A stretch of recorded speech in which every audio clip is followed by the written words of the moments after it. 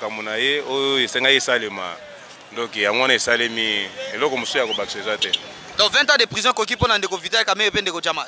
Oui, 20 ans koki pona bango par rapport na eloko acte oyo ba poser yango na peuple congolais yango wana bakateli bango bongo ekoki. Ba poser acte ni. Mais acte ya ko yiba mbongo to pe détournement. Donc eza oyo esalemi. Mbongo oyo esenga peuple congolais a bénéficier na yango batonga ba makambo pona ko engager ba jeune ba sa misala lelo tozo souffrir ta totaki classe. Mais toza na place ya ko sala musala te. Mais bambongo wana esenga batonga ba bisika bien engagé ta 10 000 ba jeune ba sa misala mais mbongo wana na poche ya mutu moko. OK. Eza bien. Bonjour papa. Lelo Vital Kamerhe est condamné 20 ans de prison. Li continue dani. Bon, pona ngai na sepeli makasi. Parce que état de droit na moni akomi olanda musala na ye penza o chef de l'état lobelaki yango. Na sepeli makasi ku pona ngai na baba kisele ata 10 ans lisusu likolo ya 20 ans wana esala ta 30 ans. Papa, aza déjà na ba 60 et quelques. Baba kisele lisusu 30 ans et ça 80 akobima kokot. Pas problème parce que loko ya sali wana anyoko li population. Justice pe kangi ba bien nyonso na ya mwasi na ya mwana omoni kanisa ndengeni. C'est normal. Parce que ye tango bazo samise alingi kolekisa clarté o na signatire ezate c'est-à-dire ya lingi abimisa ba juge wana lokola batangi te. Na yango atandeke bakatele wana na sepeli makasi esala maka bongo. OK. Pona ndeko Jamal esalanga eloko moko te mais mawa mingi ka pona ndeko Kamerhe. Mwana ezali pona nini nde bakatele 20 ans?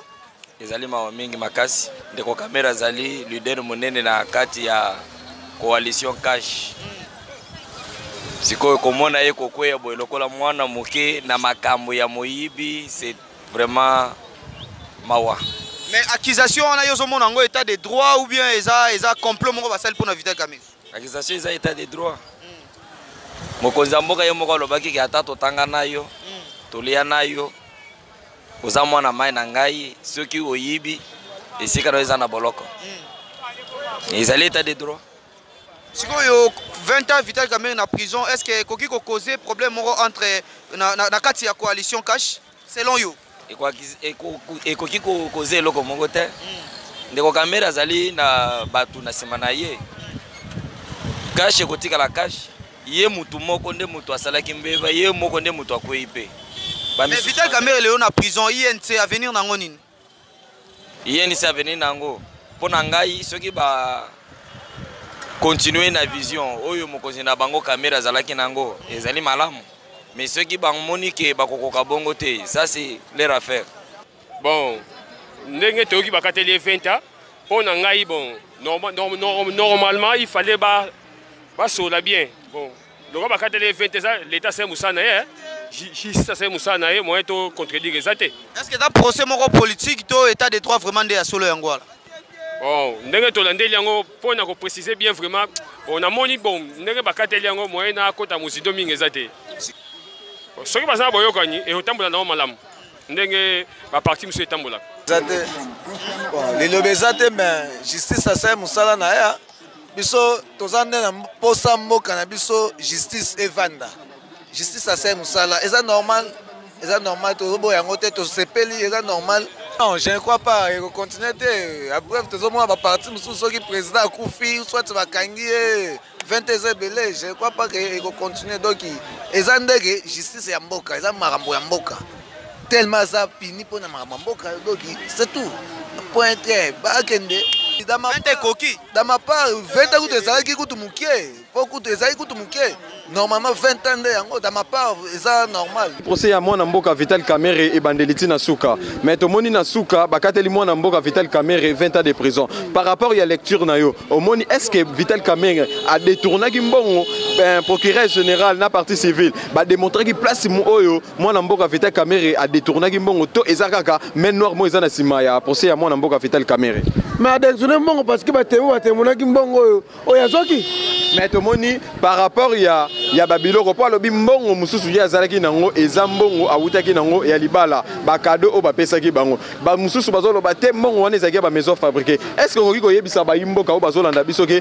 mwana mboka Vital Kamerhe esika nini yo monaki mwa nungu ezalaki na procès wana? bon ngala moni kaka ndenge adetournaki mbongo ndenge bato ya témoin alobaki apesaki bato mbongo donc ataka moyibi kaka. Est-ce que main noire monte eza na nsima ya procès? eloko ya te asoki mbongo bato yango asoki mbongo azobanga te mpona élection 2023 biso ide mpe tobanga te. Ah mais pas tout monde que par rapport ya bana mboka ya nani ba militaire IDPS bazana yiki babanga parce que biso ne mududo memaki yene sika wana biso ka neto kochele libaya na 2023 yango basali fort batindika monani président na biso na prison. Alors que biso tobanga te biso ide mpe tobanga te toujours très fort to libaya to beta demanda. Ah bon beta demanda. Mwana mboka lecture na yesa ndenge nini na procès na ya Vital Kamerhe. Lecture n'a rien mais Aza coupable ni au-dessus de la loi Mouto Ayibi faut pas qu'il prison soit Aza innocent Aza la quitter mais tellement Aza quitté c'est-à-dire que Aza coupable sort né en wana mais tout le monde est si comme roté partie civile na procureur général balaki si passe mon amboka Vital Kamerhe Ayibaki bah l'action ni bon wana qui vole mon robot qui vole intellectuel bah Ayibi te bena Vital Kamerhe Ayibi na sima ba signature Mouto na Mouto ni Ayibi na sima na bango qui passe pas la ça ba preuve atira que na banque te ma yibi mbongo na sima bato dans ba Vital mwana mboka Vital Kamerhe azaki na raison ma planifier ki abanga ki gouvernement tango ekota en place a oyiba lisute yango a profiter ki ayiba na programme ya urgent ya chef de l'état ezaki bon na rolo ba ezaki pona bon surtout que ke bongo c'est musika mais loke sale za ni trop eza moi qui orgueil mobe qui trop sire bango ndo azaki pouvoir masana yem de bagina masana ya gagner. Est-ce que Pepe nani Fatia bangite Fatia bangande ni Fatia baki justice dans indépendant. Au bangite na 2023 parce que accord bosinaki na Nairobi ezalaki il fallait moi na mboka Vital Kamerhe ndé a postuler na place wana. Oh to bangande ni muna munda sama mais biso ko bangate biso da parti moza masse parti da partout dans le monde.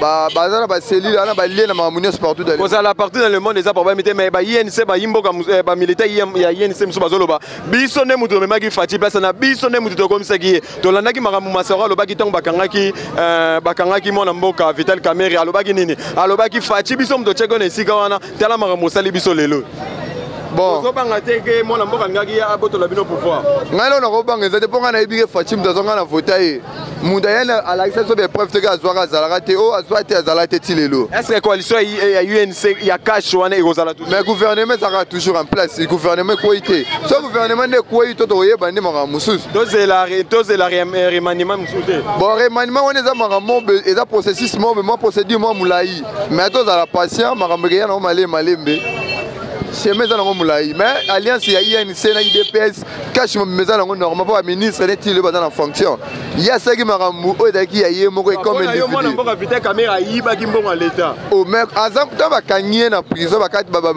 no proposer ba fenta na lingala na français de détournement to bon tango ba ayiba ki pena mbongo wana waza coupable aiza coupable wana OK Gradi moya a tozali toujours na selemba lisu likola liso mibale tozo beta toujours c'était tozo tuna ba yimboka ndenge nini basali lecture na bango concernant procès à mwana mboka Vital Kamerhe tozo continuer toujours kokita na ba terrain ya kokotuna batu ndenge nini ba moni yango est-ce que main noire monte zaki na sima procès wana tout à l'heure toza toujours na micro baladeur na biso tozo tuna papa olandaki procès à mwana mboka Vital Kamerhe bandeliti na suka lelo ba condamné mwana mboka Vital Kamerhe 20 ans de prison lecture na yoza ndenge nini na procès wana olandaki yango est-ce que procureur général na partie civile ba démontrer qu'il place mwana mboka Vital Kamerhe a détourné qui bon procureur a démontré par rapport à ba fait parce que yé mutaza commanditaire a pensé que ben injonction mbongo ebima malgré signété ba robenga yo mutu oyo aussi olbando olobana batu bimisa tel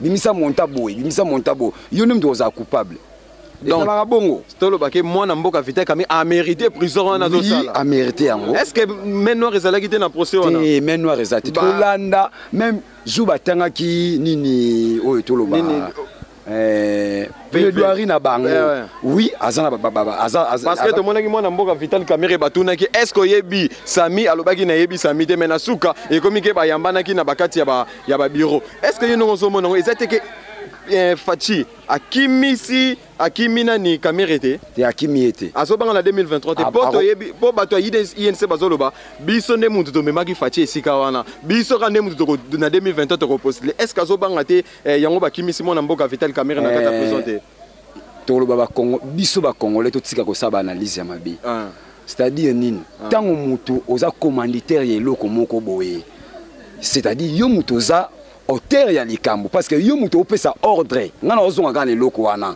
tokozo exemple moko simple Jean-Pierre Bemba kende na CPI babengi na Centrafrique akende kosala intervention atindi basoda est-ce que bakangaki basoda to bakangaki yem da pesa ki ordre eloko wana eza ndenge moko na caméra yem da pesa ki injonction yende zaki directeur yende chef ya programme ya programme OK ya programme ezaki ye donc yem da pesa ki ordre ba mbongo ebima parce que mbongo ngo esali misala te bakotuna nani yo muto oyo nanu opesa ki ordre batika komema ba raisonnement moko boye oyo lokola to sala ba raisonnement kwa bana mikete tozonga na nzela bayimboka bango mo bazoyoka ke mwana mboka Vital Kamerhe lelo bakatele 20 ans de prison zo purgeon déjà bandiango lelo ndeto lobaka ko négliger tembe to ebombaki yo to monike bato yense bazoloba biso nde mutu to memaki place wana papa justice état de droit tozoluka dans le but toujours elenga masanga mbila et comme ça kanzeta mbila mulai ko négliger mbeto e garda ki yote papa OK biso nyonso étant que ba vrai congolais tolanda qui vraiment procès wana parce que tozo déplorer na Congo eza toza na posa to mona évolution ya bien na mboka na biso bon analyse wana donc selon ngai façon na landeli procès wana étant que moto aza intellectuel na moni vraiment ba preuve eza tangible concernant Vital Kamerhe oyo na moni azui condamnation ya 20 ans donc biso to lingaki ba meka un peu ko claircir biso oui ko démontrer biso parce que soki totali na procès le monsieur Vital Kamerhe a lobaki bien et puis le monsieur Jamal aussi andimi que oui a recevoir kimbongo wana et puis on a monaki un peu louche par là je peux dire que façon le monsieur Jamal a zola kimbongo là ça se comprend mais procureur général na partie civile bazaki na difficulté ya ko démontrer place oyo mwana mboka Vital Kamerhe a détourné kimbongo oui c'est ça le problème communication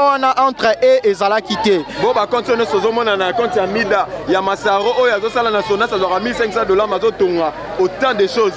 Bon là on peut dire c'est autre chose parce que ndenge to vivre dans le monde vous verrez que ça la mutu à salara mais à part musala à salara zata msuna ba faire na muso à salara en cachette là eza vie privée na eto ki kokota vraiment na kata mozindo na yo za contre condamnation wana bon pour moi je suis contre condamnation wana parce que la moni vraiment ministère public a lakisi biso te ba preuve eza juste oyo vraiment ekoka donc rolo bake basali bongo bakota mona mboka Vital Kamerhe bakota mona mboka Vital Kamerhe na prison pour bakima ye na 2023 postulé te bon selon la politique eza yango nem désolé ba mandeko journaliste parce que yo zali mutu ya vérification oyebi makambo wana nyonso donc tu es déjà investigateur c'est normal oyeba so tamboli lelo na kinda miko balader au mon opinion biso tout au garde toloba ce sont des choses politiques rien que politique toloba te toloba na loba toujours makambo fweza po ba solution mona lika moko te zanga solution toloba OK Gradi Mouya toza toujours na district afuna tozo beta toujours tozo tambola toujours pour na retourna ba vie ba imboka o bazolo bake mwana mboka Vital Kamerhe a mérité prison ba musu bazolo bake a mérité prison na te ezali politisé yango to kutana ne connaissons bonjour ndeko oui bonjour otala ki procès à mwana mboka Vital Kamerhe lecture neza ndenge na procès wana bon natala kiango atuka na moni basali musala bien tolo ba justice c'est comment sala musala nango mais oui esali musala bien po tonyo kwa maki par rapport ba mbongo zo mwana misala pasi donc tolo ba mwana mboka Vital Kamerhe a détourné mbongo konanele mais oui azui mbongo ebele tala saute mouton 100 jours tilelo mbongo saute mouton etikala ka bombo ba chauffeur to nyoka mana embouteillage ponga na chauffeur donc to kema to sala boye saute mouton yango etikala ka bongo tilelo atoka pona ngai 20 ba kate na CPL eza munketo eza ebele te pona nga fa ba ata 5 likolo pe ata 25 ans mais pona 20 wana na lelango fona CPL atoka mboka etambola ne boye so mboka etambola boye atoka esimba ekekitoko merci kaka na ya fachi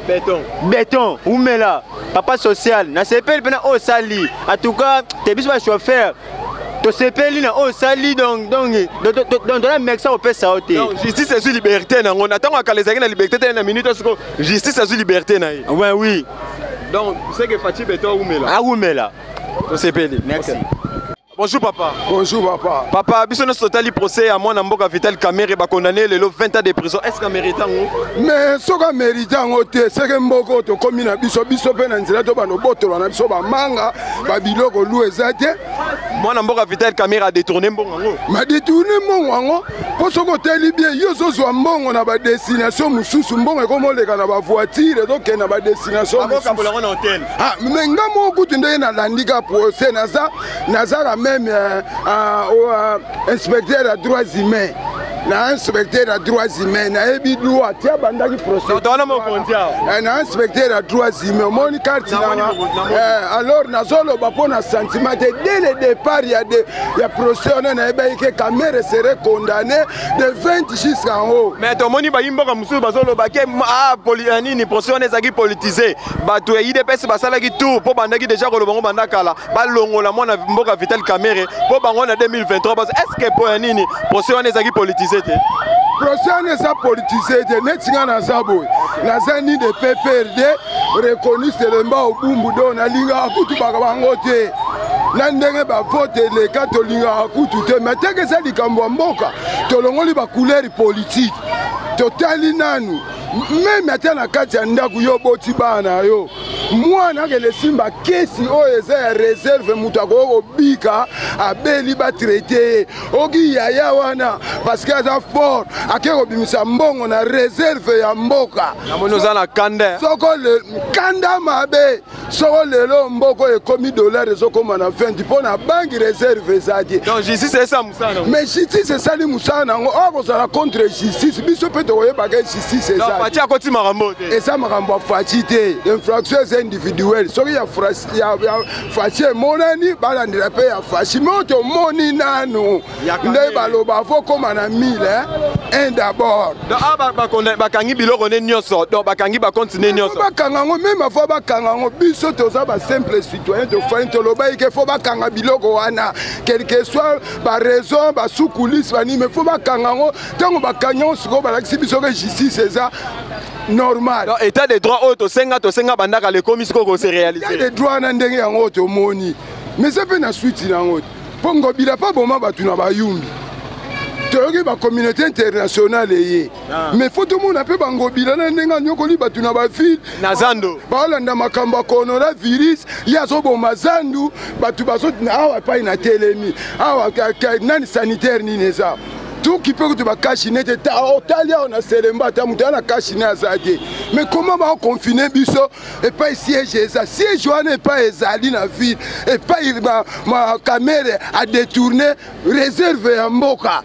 Mais si qu'on faut décision mususu ça là pour ba mbongo mususu so na réserve wana lelo na utolanda on a ba mission mususu bani ba lobi réserve à Mboka ezadi banque ko na 800,000 dollars pour na soki 80,000 mwana mboka Vital Kamerhe ba 4,000 a détourné tala mbongo motana siko mbongo Vital Kamerhe a détourné oyo kuteza na banque na minute ba débrier à débrier mo ba taxe 800,000 pas même 1 million mais il y a débrier ba 50-57 au monia tout flatteur vit au départ de celui qui l'écoute donc bateau bazolanda Vital Kamerhe baza bateau ba kotaki na clique neke na 2023 ba misu ba kozaba bourgmestre ba misu ba chef à quartier ba misu meneti bisoto toana ba boulot na bisoto sala to kana besoin bien-être ya peuple congolais donc yo sepeli na condamnation mwana to sepela to sa ngane na bimi na ndaku na bimi pona pa leki na nga gina loba ineke soki ba condamné ko banda na 26 na likolo ndengo moni na bimi boleki na nga yo na e pa legala poto mela mwa mulangi to liaka na biso mbonga mutute mais to mela mwa mulangi poto moni penza ke il n'est pas le goût sur les roches na dossier yo procédure sali makamunango Kabila to rezoya après pour Kabila communauté ya ba canadien ba sali réunion kuna na CPI donc faut pas qu'on appelle de Romusada ba pesi déjà plainte na CPI communauté économique ba avocat canadien biso na mambo mboka tuana kanda mboka ta type moko na zoya ya soda lobina eso yonga na komanda na moto na bina buko na moto na mwasino na bomba epo bino nde batu ba luka batu ba koma boy batu baza ebele ba msuba nda tona ba liete un jour le chef de l'état est-ce que na Selemba peut basali mo eloko moko Bon, par rapport au programme, il y a 100 jours, il y a chef de l'État. Donc, on a été c'est le mba où ils ont passé. Passe dans le sens nini. Banda bambula na bambula. Dans c'est le mba où ma ezate. Bazala mukaba 1 heure, 2 heures, likolo ya mai. C'est que courir ça. Courir bezara mabe, yango na koloba na mokonza mboka bisika azali. Ayebaka yango ke punda oyo ememaki ye ekomisi eti esika oyo aza lelo abosani punda wana kamera te ndenge akotia prison te yoka ndeko na ngai kamera ya moyibi kamera yibi mbongo ya mboka. Mais tomoni mpe cité procureur général na partie civile bademonte mpe simona mboka Vital Kamerhe ayibi mbongo eza bakangi a partir ya baefe nde démontre ke Kamerhe ayibi mbongo. bobangi te bino bato IDPS babangi te mpo na 2023. Bon, IDPS eza machine à plusieurs vitesses tokokobanga eloko moko te mais oyo tokoyebisa na mokonzi ya mboka eza kaka te esuka na Kamerhe bazali ebele oyo bayibi mbongo mpe ya mboka okoki kotanga ata de mais Kabila ayibi mbongo ya mboka ti